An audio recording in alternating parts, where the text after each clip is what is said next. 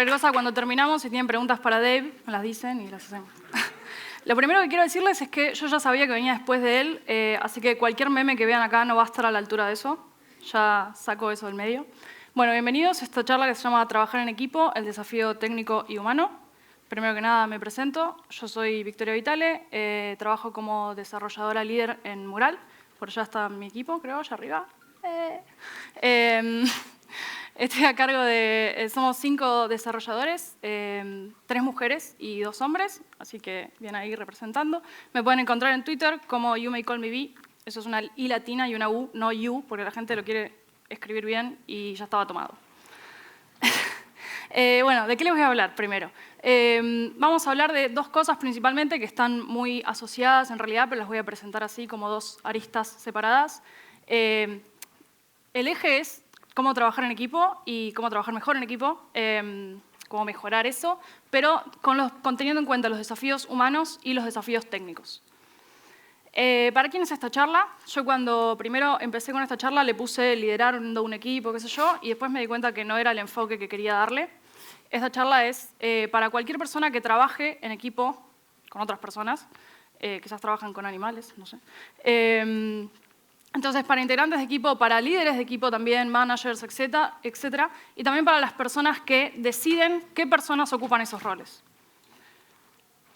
Así que arranquemos. Lo primero que quiero contarles es, hace poquito vi First Man, no sé si ubican esta peli. Quiero decirles que cuando yo pensé esto, no sabía que iba a haber un astronauta acá, no estaba preparado, tan preparado. Bueno, esta peli cuenta sobre la misión a la Luna, mayormente se centra alrededor de Neil Armstrong, pero bueno, hay otros astronautas también, y toda la preparación que ellos hacen previo a esta misión. Y en esta escena, que no sé si se ve bien por el contraste, pero ellos están entrando a una cápsula en la que van a probar, y cuando yo miraba esta escena pensaba, qué loco cómo, aparte de todas las consideraciones de ingeniería que tienen que tener cuando diseñan esto, también tienen que pensar en cómo el entorno, este espacio, los afecta emocionalmente a ellos. Si es muy claustrofóbico, qué tienen para mirar, si tienen la ventana y pueden ver la Tierra y acordarse de dónde están. Entonces, resulta que esto es algo que también le interesa a la NASA y al MIT. Esto es un workshop que se hizo este año, en febrero, que se llama Espacios en el Espacio, y básicamente tiene que ver con que hasta ahora se hicieron viajes de no mucho más de un año de longitud, pero se están planeando viajes más largos para llegar más lejos, y entonces el efecto que tiene el diseño interior de las naves en las que viajan las personas empieza a tener un factor muy importante. Esto es un estudio que se hizo entre Rusia y Europa en el que simularon una misión a Marte que más o menos dura 520 días y estudiaron a 5 o 6 personas confinados en un espacio que era como un departamentito chiquito. Entonces los pusieron ahí durante este tiempo y se fijaron qué efecto tenía esto en las personas. Y vieron que, por ejemplo, hacia el final las personas se movían menos en el espacio, o cambiaban sus ciclos de sueño, había uno de ellos que ya no dormía, no tenía el ciclo de día-noche, empezaban a mostrar signos de depresión, etc. Y acá no sé si se ve, está muy chiquito, no importa, pero lo que yo resalté dice que los riesgos de la salud, del comportamiento, digamos, y mental, están entre los más serios y más difíciles de mitigar. Entonces, todo esto lo que me hizo pensar es en cuán importante es, aún a algo tan serio como en este nivel, tener en cuenta que estamos trabajando con personas. Entonces es esto, pensar en las personas como personas, sino como recursos inorgánicos, ¿no? O sea, nosotros si aún desde un punto de vista científico decimos yo quiero ignorar que esta persona es una persona que tiene emociones y que es un conjunto de cosas y tratarla como una máquina. Eso estamos conscientemente intentando sacar una variable que no es ignorable. Y este, creo yo, es uno de los primeros desafíos cuando trabajamos con personas y cuando lideramos personas, porque es algo que es muy fácil que la gente se olvide, sobre todo en líderes técnicos. Esta es otra escena de First Man, en la cual, acá hay un spoiler, les aviso, pero ya están acá, no pueden zafar. Igual es de la vida de Neil, así que quizás ya lo sabían. Él, un poco antes de que haga la misión, fallece su hija, que es chiquita, y acá le están haciendo una entrevista para ver si él es apto para esta misión. Entonces uno de los entrevistadores le dice que, bueno, se enteró de esto que le pasó y le pregunta si piensa que esto va a tener un efecto.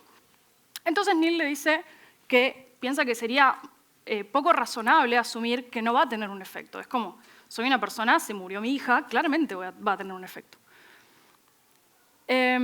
Entonces, esto, ¿no? Las emociones son una parte intrínseca de lo que somos, es un poco de lo que hablaba Carlos en una de las charlas anteriores, y no podemos obviarlas. Los problemas, las cosas personales que les pasan a las personas son parte de ellos, y las emociones realmente son buenas, significa que estamos sanos. Si no tenemos emociones, hay algo que no está bien.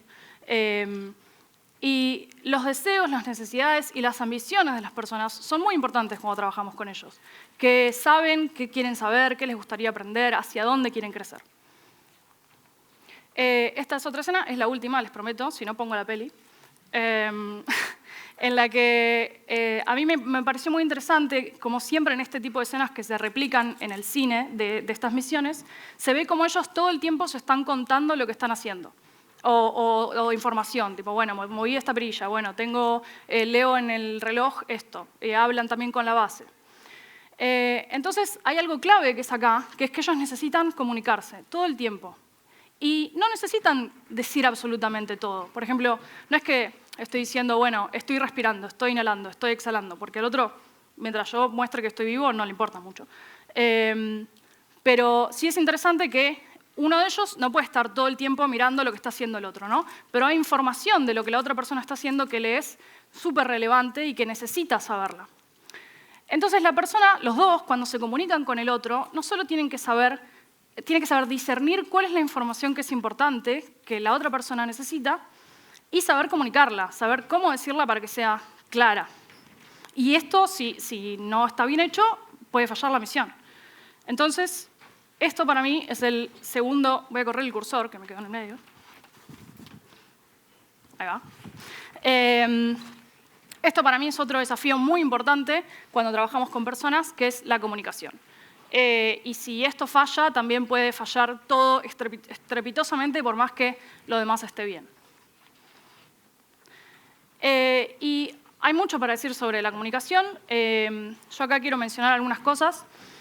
Una es que cuando trabajamos en equipo hay distintos tipos de comunicaciones y todas son necesarias y tienen características distintas. Por un lado tenemos la comunicación que ocurre en el grupo, entre todos, tenemos la comunicación entre los pares y cuando hay al menos un líder o un manager, la comunicación de esa persona con los integrantes del equipo.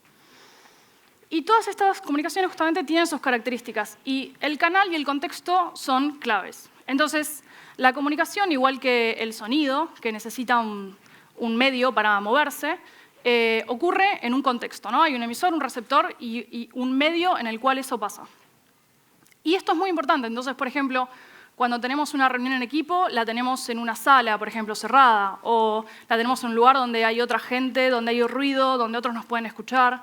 Si queremos tener una reunión uno a uno en donde necesitamos hablar de cosas más personales o la persona necesita privacidad, es importante que tenga eso. Y, por ejemplo, si nosotros hay algo muy importante que pasa hoy en día por la incorporación de la tecnología y sobre todo en el software, que es que hablamos mucho por chat, ¿no? Distintos medios, chat, Slack, Telegram, WhatsApp, etc. Y es importante entender que cuando hablamos por chat y no en persona, estamos privando a la otra persona de un montón de información que es el paralenguaje. El paralenguaje es todo el lenguaje no verbal, lo que son los gestos, la acentuación, los movimientos, mi cara, todo eso. Entonces, yo no puedo pretender intentar comunicar lo mismo a otra persona por un medio donde no tengo esa información. Entonces, esto es muy importante porque cuando hablamos por estos medios hay que o tener esto en cuenta o ciertas cosas no comunicarlas por ahí. Quizás no personalmente porque quizás trabajan remoto, pero en una call, con una cámara, con la capacidad de acentuar algo. Porque una misma cosa que yo digo con un tono o con otro puede significar cosas completamente distintas para el entendimiento del otro. Y es necesario generar los espacios adecuados. Esto venía un poco de lo que decía antes, de darle el contexto que necesita a cada lugar y abrir los espacios de diálogo. A veces la gente cuando no la pones en un contexto donde enmarcás cuál es la idea de lo que comuniquen ahí, ni siquiera piensan en que tienen algo para decir al respecto. Sea sobre la opinión sobre un proyecto, sobre cómo encarar una situación o cómo se sienten ellos en su trabajo, con sus pares, con uno mismo, etc. Entonces, es muy importante abrir esos espacios, generarlos y dar un marco concreto de qué se va a comunicar ahí. Diversidad. Bueno, esto para mí es otro desafío y otra cosa que es muy importante considerar. Podría hablar muchísimo de esto, podría ser una charla separada, sobre todo para mí que soy mujer, que estoy acá y que soy líder técnica, lo cual quizás no todos saben, pero no es fácil. Así que bien para todas las mujeres que veo acá en la charla. Y de nuevo, hay muchísimas cosas para decir de la diversidad, yo voy a mencionar algunas, nada más. La primera es que la diversidad tiene muchas formas, ¿no? Tenemos diversidad de género, de identidad, de cultura, trasfondos políticos, económicos. Hay muchísimas formas en las que somos distintos. Pero la diversidad en realidad es la realidad, ¿no? Es lo que somos, no tendría que ser una excepción. Bueno, este equipo es diverso. No, somos todos diversos, no somos todos hombres anglosajones, cis, blancos, de 35 años, no sé, lo que sea, el sesgo que quieran poner. Entonces, esto tendría que ser parte natural de lo que hacemos cuando trabajamos en equipo y con personas. La diversidad tiene que ser una parte intrínseca de eso. Y los distintos trasfondos enriquecen. A mí me parece muy interesante algo que viene pasando quizás más últimamente, que vengo viendo, es que hay mucha gente que se está sumando al desarrollo de software que viene de otras carreras, ¿no? Que estudió otra cosa y de pronto dice, che, esto está bueno y se cambia. Y muchos vienen con un miedo, de decir, tipo, estoy arrancando a los 30 y pico con esto, no sé qué onda, ya estoy muy grande. Y no, porque no es que durante todo el tiempo anterior no hiciste absolutamente nada. Hiciste otras cosas donde aprendiste otras cosas y desarrollaste cualidades que son súper enriquecedoras para esto. Y quiero dar un ejemplo pequeño. No sé si conocen a Álvaro Videla, en Twitter es Old Sound. Siempre paso el chivo de él. Él organiza una conferencia en Uruguay que se llama DuraznoConf, que fue la semana pasada. Y él, por ejemplo, estudió literatura. Es un programador súper grosso, labura afuera, pero no estudió ciencias de la computación o ingeniería. Y hay algo muy interesante, que él muchas veces hace charlas o tiene artículos donde muestra las similitudes entre la lingüística y las ciencias de la computación. Y genera cosas, la verdad, alucinantes, que te vuelan la cabeza. Les recomiendo que lo busquen y vean lo que hace. Y es muy interesante porque muchas veces los avances de la humanidad y de la ciencia pasaron por esto, ¿no? Por la juxtaposición de cosas que cualquiera hubiera pensado que eran absurdas, que no iban juntas, que no se le hubieran ocurrido. Entonces, toda esta gente o cualquiera, ¿no? que venga con otras ideas, es muy enriquecedor, porque si tenemos todas personas educadas y formadas para pensar y resolver las cosas de la misma manera, es mucho más difícil que saquemos ideas innovadoras de ahí. Y cada persona trae consigo sus capacidades y experiencias. Bueno, es un poco de lo mismo que estoy hablando, pero otra cosa que quería mencionar es, por ejemplo, las personas trans, que también es un tema muy importante en la diversidad, que quizás se está enfocando más ahora. Y a mí me parece muy interesante con todo este tipo de casos, cómo esa persona, por ejemplo, durante su vida lidió con situaciones probablemente muy difíciles con las que otras personas no. Entonces, se lo enfrentó a dificultades que otros justamente no tuvimos. Y yo creo que esas experiencias te hacen desarrollar cualidades que son muy útiles para todo esto. Entonces, pensando un poco en todo esto que mencioné, manteniéndolo en la cabeza, que son como, yo creo, algunos de los pilares de los desafíos humanos que tenemos que tener en cuenta cuando trabajamos como personas, quiero hablar un poco del desafío técnico, o una forma de encararlo al menos, que es el trabajo en equipo, que es trabajar realmente en equipo. ¿Y por qué digo realmente? Porque yo creo que cuando trabajamos en equipo, estas son nuestras expectativas, donde todos nos ponemos nuestros trajes, y yo siempre quería ser el rojo. Ahí. No me gustaban las nenas. Y bueno, y queremos hacer esto y ir a un objetivo común y buenísimo. Y la realidad es esto, donde en general generamos una dinámica, sobre todo en el desarrollo de software puntualmente, una dinámica casi fordista, donde un proyecto lo dividimos en tareas cada vez más chiquitas, hasta que son granulares, las dividimos entre las personas y las personas las ejecutan individualmente, sin el input de otros, y después esto se ensambla, y como quedó, quedó. Y nunca hay una interacción. Entonces, la grupalidad termina siendo una apuesta en común y no un trabajo realmente colaborativo. ¿Y por qué está bueno esto? ¿Por qué está bueno que realmente trabajemos en equipo? Bueno, primero porque hacemos un mejor uso de los tiempos y de los recursos, sobre todo, porque eleva muchísimo la calidad de lo que hacemos exponencialmente. Cuando trabajamos solos no hay manera de que nos demos cuenta de que estamos haciendo algo mal. Entonces, siempre la interacción es enriquecedora. Y las personas aprenden y mejoran en el proceso. Y esto, para mí al menos, es el punto más importante, porque creo que es una de las cosas más enriquecedoras. Si no aprendemos y no estamos creciendo en lo que estamos haciendo y no estamos haciendo que las personas que trabajan con nosotros crezcan, no estamos haciendo las cosas bien. Entonces, lo que yo quiero hablarles es de cómo hacer que el trabajo en equipo sea más colaborativo, sea realmente colaborativo, mediante las buenas prácticas. Las buenas prácticas son cosas que hacemos de manera casi tangencial al código, tangencial no, periférica, perdón, que lo acompañan y que mejoran muchísimo los resultados. Hay un montón de buenas prácticas, yo voy a hablar de algunas que me gustan mucho y que utilizamos en Mural y que mejoran mucho nuestro trabajo. Y las buenas prácticas tienen una trampa. Se los dejo de nuevo. Ahí va. Y la trampa es esta. La trampa es pensar que podemos decir, bueno, arranquemos y después vamos viendo y cuando tenemos tiempo lo hacemos. No, eso no va a pasar, no es la manera de hacerlo. A las buenas prácticas y estas cosas hay que planearlas con anticipación, incorporarlas al proceso de lo que vamos a hacer y tener en claro cómo las vamos a hacer. Y entonces después vamos a ver que no nos llevan más tiempo realmente, al contrario, son una inversión que nos devuelven muchísimo y entre esas cosas que nos devuelven más tiempo, porque es evitar el retrabajo a futuro. Y lo interesante es que las personas, cuando se introducen estas cosas, tienen realmente la voluntad de hacer las cosas lo mejor posible. Esto es como algo que se ve mucho. Las personas, si vos las guías, les encanta hacer las cosas lo mejor posible. Se sienten después motivadas y contentas. Si están trabajando en un caos absoluto, se frustran y se pierden. Entonces, cuando les proveemos una guía, trabajan mucho mejor y se sienten más motivadas y producen cosas mucho más interesantes. Y bueno, una de las prácticas de las que quiero hablarles es pair programming. Esto es programar a la par. Puede ser en grupos pequeños, de 2, de 3, es ideal, pero bueno, trabajar en la solución de algo juntos, ¿no? Y esto está bueno porque la diversidad de ideas, es lo que decía antes, enriquece muchísimo el proceso y el resultado. Tener el input de otra persona cuando estoy haciendo algo y que no sea solamente lo que está en mi cabeza. Y acá, bueno, quiero hablar como de algunos tips, si se quiere, o ideas para hacer que estas prácticas nos ayuden a trabajar colaborativamente. Y algo que es muy importante hacer es, primero, hacerlo desde el momento de asignar las tareas. O sea, que no es que uno, bueno, yo arranco y después venís y te sumás. Porque entonces lo más probable es que intente, aunque no me dé cuenta, hacer que vos hagas las cosas de la manera en la que yo las pensé, o viceversa.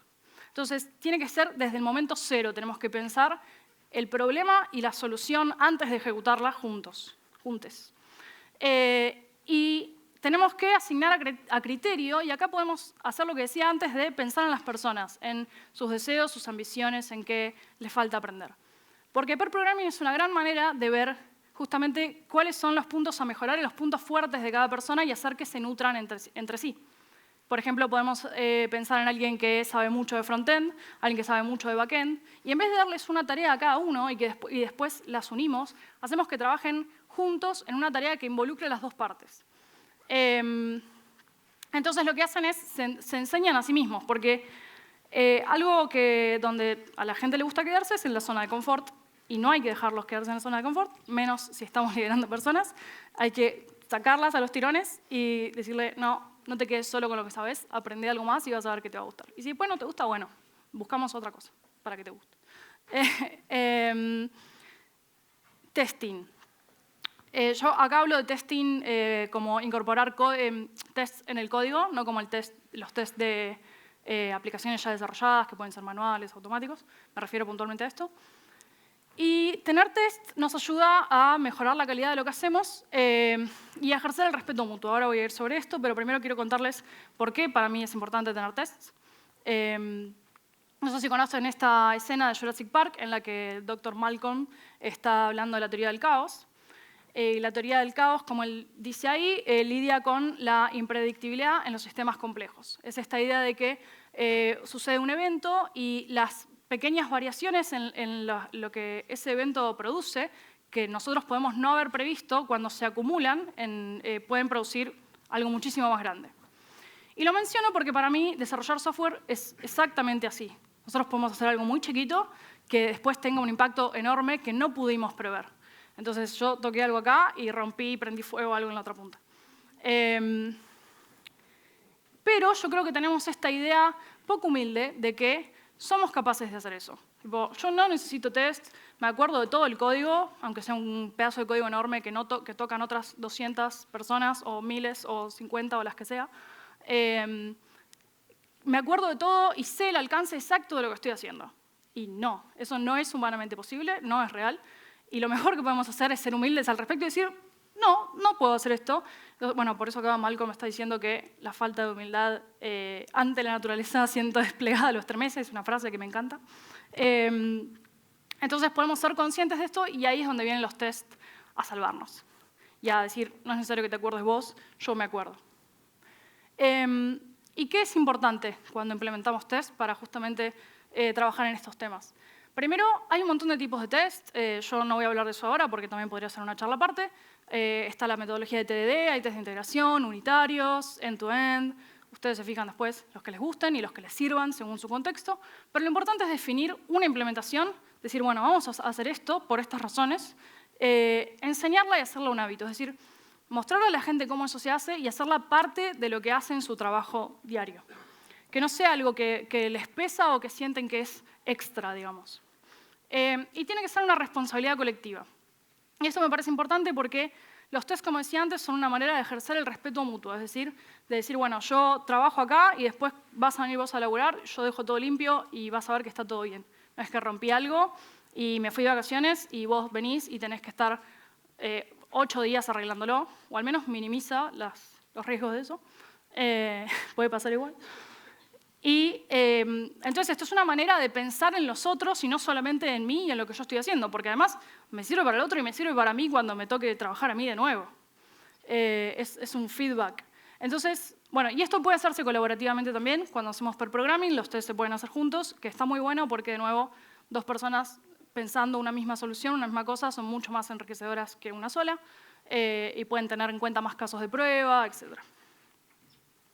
Y la última es code review. Esto es revisar el código de las otras personas antes de que lo mergemos a la aplicación, de que lo incorporemos a la aplicación o al código.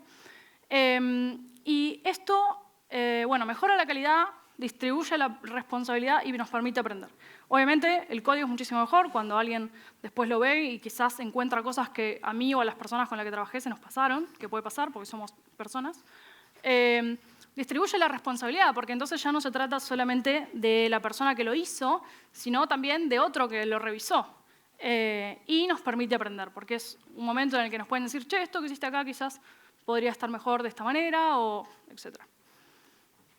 ¿Y cómo lo hacemos? Bueno, primero tiene que tener un tiempo previamente asignado. Esto es muy importante porque revisar el código de otra persona puede hacerlo bien, puede ser tan costoso en tiempo como hacer el mismo código. Hay que probarlo, hay que entenderlo. Es un poco lo que decía Dave antes de, no, bueno, al final no te revisan el PR. Porque claro, si la gente siente que no tiene el tiempo para hacer eso o que hay otras cosas que debería estar haciendo su trabajo que no está haciendo para hacer esto, no lo va a hacer. Entonces está bueno decir, sí, tenés este tiempo alocado para hacerlo y estás aportando valor con esto. También puede hacerse en conjunto y esta es otra manera interesante de hacer que las personas crezcan, porque revisar el código de otra persona es como firmar un contrato, ¿no? Entonces es una responsabilidad. Yo estoy diciendo que esto está bien. Y muchas veces, cuando las personas todavía no están completamente seguras y firmes sobre un conocimiento, dicen, por lo tanto no lo hago, quizá me la mando.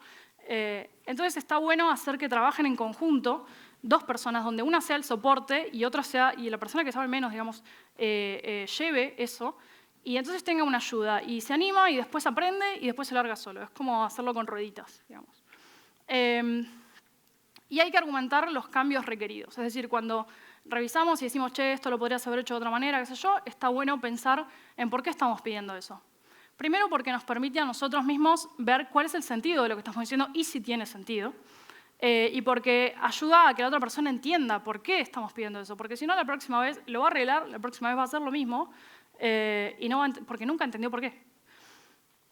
Y para esto hay que comunicar adecuadamente, es decir, estamos en un momento en el que podemos enseñarle a la otra persona, entonces el feedback que le damos es importante. No es tipo, hiciste algo mal, ponelo así.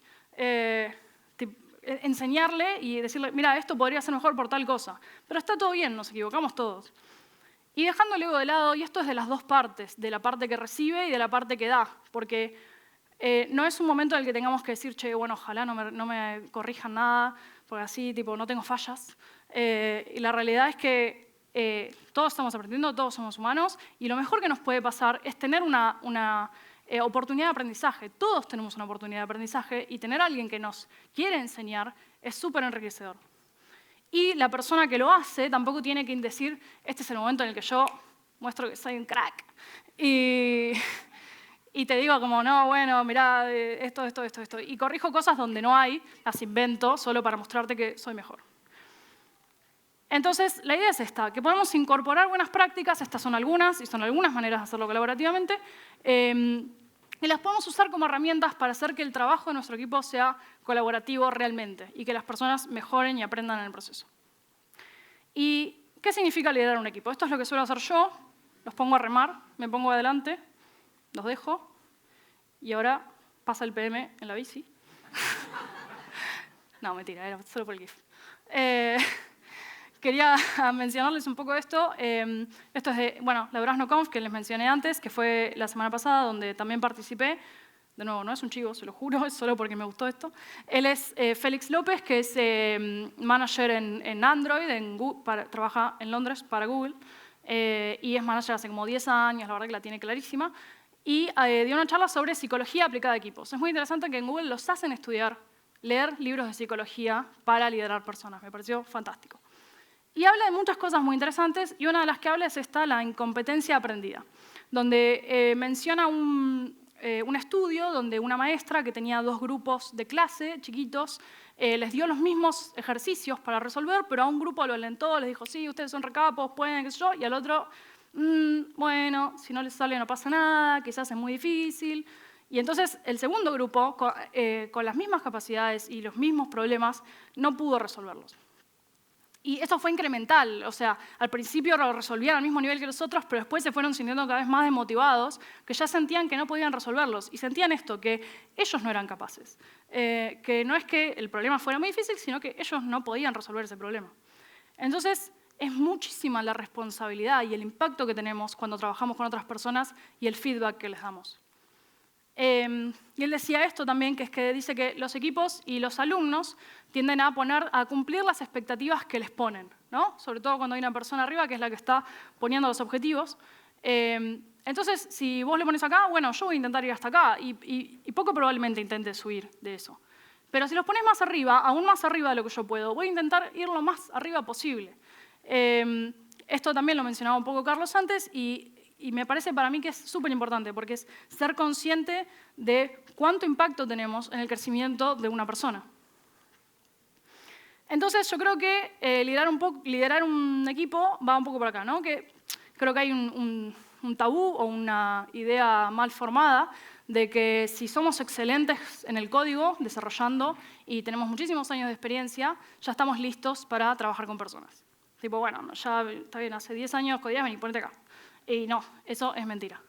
No significa que estemos listos y que seamos aptos, es como pensar que alguien estudia un montón de tiempo algo y sabe pedagogía.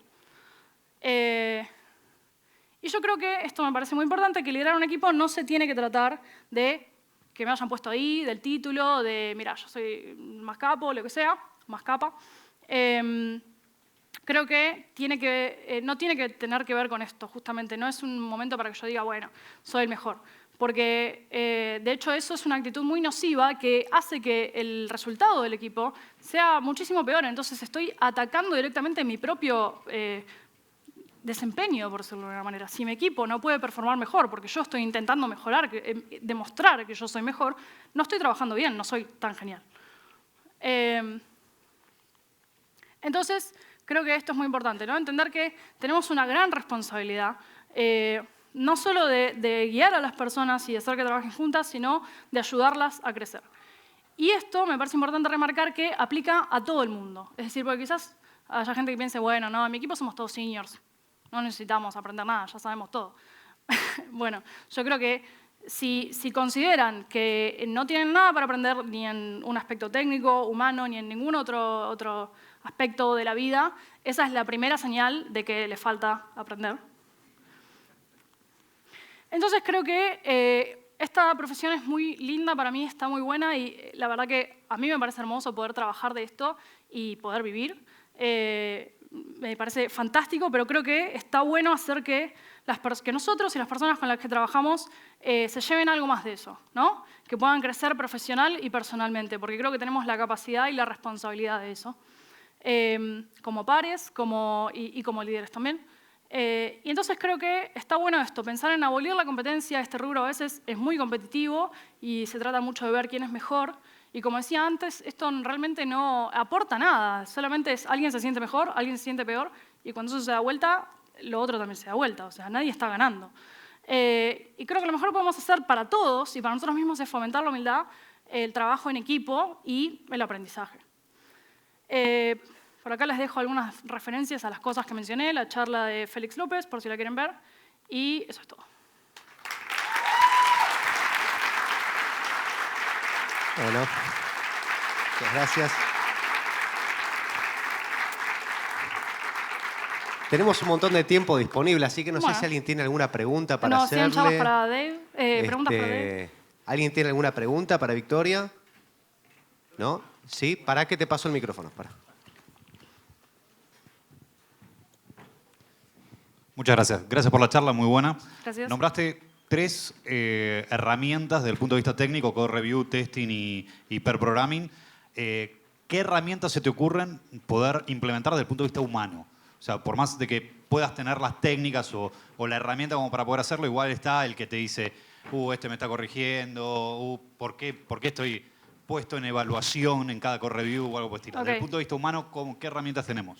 Bueno, yo creo que justamente lo importante cuando incorporamos esto es, como decía antes, la comunicación. O sea, hacerle entender a las personas el contexto de eso. ¿Por qué estamos haciendo Code Review? Es para ver si, tipo, mira, estoy midiendo cada fallo que tenés, así después lo pongo en tu performance review. No, para nada. Es para todas estas razones, para que mejoremos la calidad del código, para que aprendas vos, para que aprenda la persona que se está comunicando. Entonces, todo tiene que ver con darle contexto a las personas y hablarles sobre qué es lo bueno de estas cosas. ¿Alguna otra pregunta? 2. Me gustó mucho tu charla. No soy de programación, pero sí vine con la idea de que sos mujer y qué perspectiva, aliento o qué cosas te hayas encontrado para llegar a ser lead.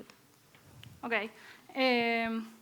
Bueno, sí, primero, muchas gracias. Definitivamente es algo que es muy relevante y que yo, de hecho, intento motivar mucho a las mujeres a hacer esto porque hay un trasfondo enorme acá, pero nos han impuesto esta idea de que no somos capaces de hacer esto, de que esto no es para nosotros, como no lo son los autitos, el celeste o el Power Ranger rojo. Pero sí, nos puede gustar el Power Ranger rojo y nos pueden gustar los autitos y podemos hacer software y podemos ser líderes técnicas. Creo que a mí una de las cosas que más me ayudó en mi carrera es la motivación y la humildad. Es saber siempre a dónde estaba, cuánto ya sabía y cuánto me faltaba saber. Y tener la motivación de no tener miedo a ensuciarme las manos, a decir, bueno, che, yo sé un poco de esto, puedo ayudarte acá. Y sí, es verdad que las cosas muchas veces son más difíciles, que hay que esforzarse mucho más. Lo he visto en algunos pasos de mi camino, pero realmente sí, yo creo que con esa actitud se puede llegar muy lejos. Eso. Gracias por la charla. Te quería preguntar,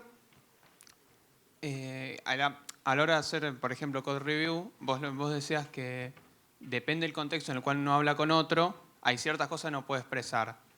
Entonces, ¿y ciertas cosas que qué, perdón? Y ciertas cosas que no se pueden expresar. Entonces, la manera en la que informalmente le podés ayudar a otro a decirle, che, te mandaste un moco acá, fíjate esto, tal vez no siempre es la mejor a la hora de expresarlo en un review que queda visible para el resto del equipo y todo eso. ¿Cómo a la hora de implementar una medida así, ¿cómo se forma el equipo para que no haya malentendidos al decir hay un error acá o fíjate si pudiste haber hecho esto de otra manera? Ok. Yo creo que quizás no me expresé bien. No quiero decir que no se pueda decir que algo podría hacerse mejor, sino la manera de comunicar eso. O sea, sí me parece perfecto, tipo, che, bueno, esto me doy cuenta que podría haber sido así o quizás esto, no sé, lo podrías hacer mejor de esta manera. Creo que tiene que ver con enfocarse en el refuerzo positivo y en que está bien equivocarse y en que eso no es un problema, sino que, bueno, miremos a ver qué podemos aprender de esto hacia adelante y qué te puedo enseñar yo para que hagas esto mejor. Creo que es sobre todo eso, como no enfocarse en decir, te estoy marcando que te equivocaste y después no me importa. Y cuando decís cómo formar el equipo, yo creo que es incentivar esta idea y que las personas se comuniquen de esa manera. Y si ves que hay alguien que es demasiado dura o duro en ese sentido, acercarse y charlarlo. Y lo mismo si ves que alguien no está recibiendo, está tomando las cosas como críticas y no como cosas constructivas. ¿Alguna otra pregunta? Gracias.